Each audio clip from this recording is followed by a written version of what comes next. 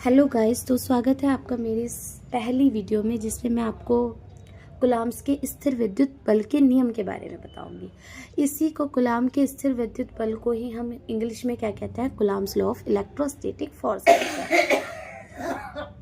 Electrostatic force से मतलब क्या है हमारा, इलेक्ट्रोस्टैटिक से मतलब है हमारा इलेक्ट्रो से मतलब है हमारा इलेक्ट्रिसिटी यानी कि विद्युत से, और स्टैटिक से मतलब है हमारे पास क्या, स्थिर।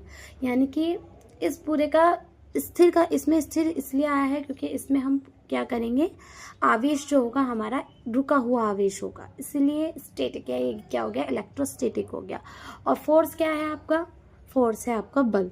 तो इसमें हम किसके बारे में पढ़ेंगे, इलेक्ट्रोस्टैटिक फोर्स के बारे में पढ़ेंगे, कूलाम्स लॉ के। तो इसकी परिभाषा जैसे कि आप देख पा रहे हैं क्या लिखा हुआ है, जब एक आवेश को दूसरे आवेश के पास रखा जाता है। हम मानते हैं हमारे पास दो आवेश हैं, Q1 और Q2, तो उनको एक दूसरे के पास रखा गया है।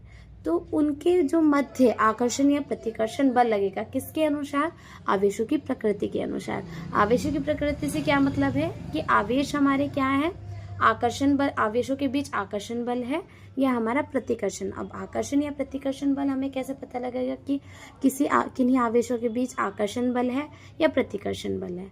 तो हमें पता है हमारे जो आवेश होते हैं वो दो प्रकार के होते हैं।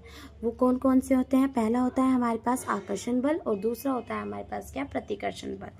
जो हमारे पास क्या होते हैं, एक तो हमारे पास होते हैं विजातीय आवेश होते हैं, दूसरा हमारे पास क्या होते हैं, सजातीय आवेश होते हैं।